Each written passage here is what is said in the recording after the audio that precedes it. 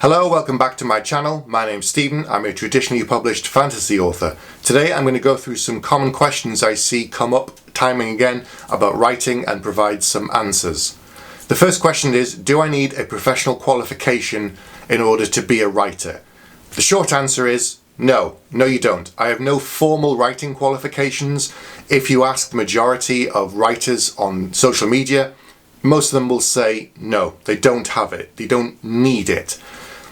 Can it be useful? Absolutely, yes. If you have an interest in writing, if you are a young person and you don't know the practicalities of writing, you don't know the structure, you don't know all of the systems and the way it works, learning stuff about the industry, learning stuff about genre, then an undergraduate writing course can be useful. Equally, if you're someone slightly older or you've come to it just a little bit later, that a postgrad course can help you in a number of different ways. The courses can provide you with a framework and guidance and systems that you can use, maybe some tools, maybe some practical exercises to help you get into a certain mind space for writing. There's so much in these courses, and they're obviously several years long. They are visiting lecturers, visiting writers to come in and talk about their own individual experience, and all of this can be really helpful. However, it isn't necessary. You don't have to have one of these qualifications. You really don't. I don't. I just kept writing and trying and getting better simply through the art of just doing it and practice and practice and practice, to the point where eventually I'd written a novel. I submitted it to an agent and she said yes because there was something in there. My previous novels were rejected. There's the argument of, if I'd done the course, would I have been picked up sooner? There is no way to know, and there's also no guarantee. That's the other thing I should say. If you have a qualification in writing, that does not mean you'll then automatically write a fantastic book the first time and it will get picked up. That isn't how it works. So they can be useful, but it is not necessary to have a writing qualification. Another common question I've seen floating around is, should I pay an agent to read my book? The answer 100% is no. Never, ever, ever pay an agent to read your book. Whether it's a couple of chapters or the whole manuscript or covering letter or whatever it is. Never pay an agent. If you do, they're ripping you off. It is a scam. You should not do it. This isn't a maybe answer. This is an absolute no. Any genuine agent from a genuine agency will read your book for free. Normally it's the first 5 chapters, 6 chapters, or 10,000 words, whatever it might be, will be specified on their website or social media. If it isn't, email them and ask them, but I guarantee somewhere you'll be able to find out. And what they're doing is a taste test. They're reading a sample of your material to see if they like it, and if they do, they'll then ask for the full manuscript and also read that for free. Money never flows from the writer to an agent. It is always the other way. They make money when you make money. So never pay an agent. It's a scam. If you're worried about somebody and you think it might be suspicious and they're asking for money, it's a scam. Look at some other writers, talk to them on social media, ask them about their agents and whether they've heard of a person. There are forums and this sort of stuff online that will tell you those you should be aware of. Keep an eye out, but never ever pay an agent. Another question I've seen is someone saying that the title of their book is quite similar to something else out there and they're worried about it. They're worried about the title and if they should change it. My answer is, you shouldn't worry about it too much, and here's the reason why. Every single title I've submitted for all of my books has been changed, and there are a number of reasons for this. First, if my name, let's just say, was John Keith Rowling and I'd written a book called Harry Potter and the Wizard of Azkaban, then yes, 100% my book would get changed and probably I'd have to use a pen name. In those extreme circumstances, you will have to change your title. Other times, for me, my original title was too vague. They wanted something a bit more specific. They also wanted something that would tie in more closely to the material, something that's a bit more evocative. So don't worry too much about the title. Most of the time, it'll probably change. If your name, your actual name is similar to someone else's out there that's very well known, that'll probably get changed too. But go in with yourself. Don't go in and say, I'm thinking of changing my name to X and Y. I'm worried about this title. Just go in with the existing title of your book. You could put a small note saying you're conscious of it being similar to X or Y, but that's all you need to do. When you speak to an agent or when you talk to an editor and a publisher, they have various meetings about this. The other reason the title might get changed is even if it's a great title and even if the editor and your agent like it, a book in the same genre may have come out with a similar title. Now, that isn't an absolute no, that it has to be changed 100%.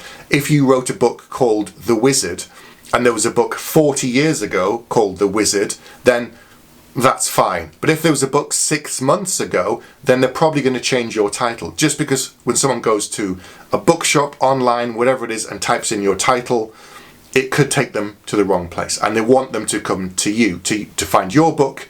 So that's another example of where they might change it. But don't worry about it too much. The last question I'm going to focus on today is a little bit more tricky. And it's, should I pay an editor to work on my book before I submit it to an agent?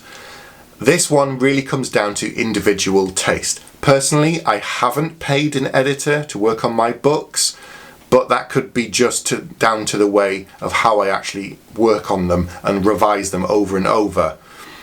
It really depends on you. I'll talk about my system, I'll talk about what other people have done. I know some authors who have had their works professionally edited, the entire manuscript, not just the first 5 chapters, because when an agent reads a book, they obviously only look at a sample, but they want to make sure that the whole book is of the same quality. So if you are getting it edited, get the whole book done. So what I tend to do is once I've written a first draft, I put the book down and try to forget about it for a while. The reason being, if you think of your favourite film and you watched it 5 years ago, and then you come back and watch it again today, you'll have remembered the main story. Everything is there, the characters and that sort of stuff. But there'll be little details, little moments, little clues either you didn't notice the first time because you weren't focusing on it, you were just watching the story and absorbing it, or you've just forgotten it because time has passed and your brain records so much information but not everything to the nth degree. And it's the same with your book. If you put it down and then you pick it back up again, you don't exactly have fresh eyes because you wrote it, but there'll be moments that can even surprise you. I've had that happen when I've suddenly thought, why has the character done that? Oh, that's interesting. Or it could be a case of, no, that's inconsistent with what I'm trying to do for that character. So you course correct.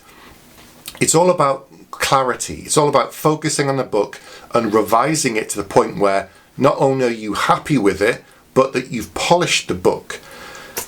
Agents get hundreds, even thousands of submissions a year.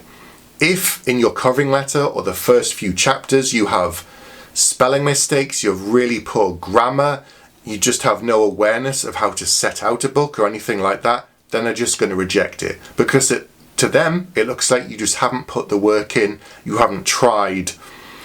The odd mistake, the odd typo, perhaps you've missed a comma or you put it in the wrong place, that's fine. But if it's really badly done, then they're just going to put it down. Because they've got thousands of others that have submitted their work who've put more work in, or at least it gives that impression of being a bit more professional.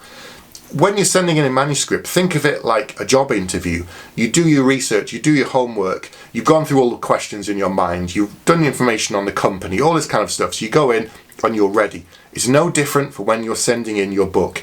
You revise that covering letter over and over, you tweak that manuscript, you polish a synopsis so many times if that's what they asked for.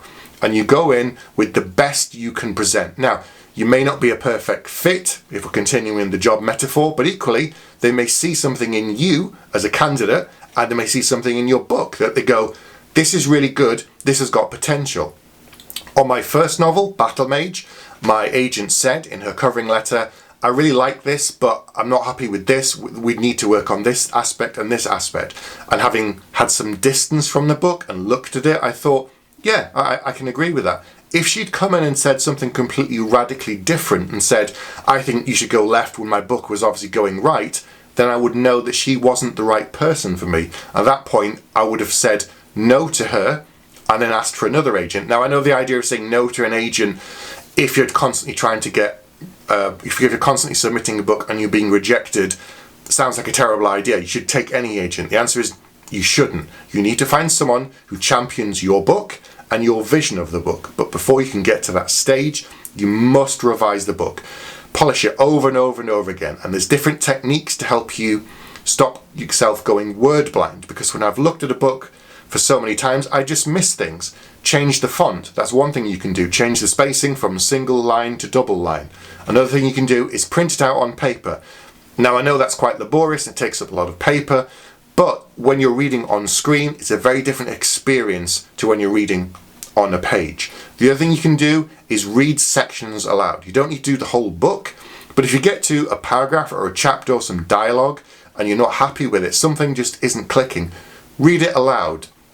I'm not saying you have to get some friends out and do it as a play or anything. Just read it out aloud to yourself and see how it sounds on your ear. Does it sound natural? Does it sound stilted? If it's an exciting part, do you have really long sentences? How do people talk in other films and books and TV when there's really something exciting going on? They don't sort of sit back and go, yes, you're correct. I am quite worried about this situation. It's tense, it's exciting, it's jarring, it's, oh, what's going on?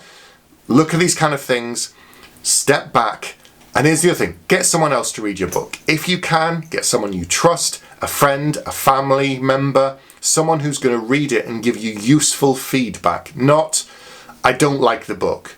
That doesn't help you, it doesn't help anybody. Forums can be useful, that's another place you can do, as long as there's some kind of reciprocation where you submit a chapter and they read it and give you feedback and then you do the same on their work, whatever it might be. Get someone else to read your book, get someone else who'll give you constructive feedback and criticism. You have to learn to be able to accept criticism in your work. If you can't do that, then the traditional publishing route probably isn't for you. And equally, if you're self-publishing and you're working with an editor because you should, there again, then I don't know what to suggest. Maybe you're just not ready to accept constructive feedback and criticism. I've had that on all of my books. I've had to change things. It hasn't changed the vision of my book. It hasn't diluted the work. I've stood my ground on some aspects and said, I don't want to change this part and this is why. In which case we then found a compromise. They've sort of said, well, you've said this is really important, but from the way it's set out at the moment, I'm not seeing that in the book. Therefore, you elevate that section or that character.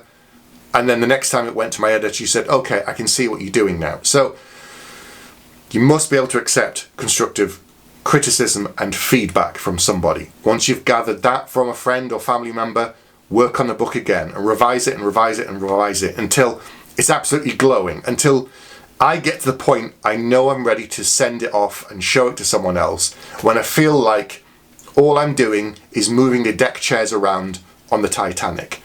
I'm really not changing the story at that point. I'm just changing contractions from there to they are. And at that point, I'm not actually doing anything. I'm not making the book better. I'm just endlessly tweaking with it. The other thing to say is, don't work on the book forever. I've seen a lot of people say, well, I'm still editing my book and it's 5 years on from when they started. It was probably ready 4 years ago. If you've shown it to other people and revised it and have them feedback and you've just tweaked it, it's ready. It's going to be as ready as it's ever going to be at that point. Send it off and see what happens. You might get rejected. I got rejected. 99% of authors get rejected on many books before they get picked up. But that's the name of the game. That's just part of the system again. There's alternatives. You can self-publish it, then you aren't going to get rejected. But it's always useful to get feedback from other people. Right, that's all I'm going to talk about today. If you have any questions for me, let me know. If you get any questions about writing in general that you're not sure about, post them in the comments and I'll do some other videos in the future and some more Q&As. Thanks for listening. Don't forget to subscribe, like this channel and share this video if you can, and I'll be back soon.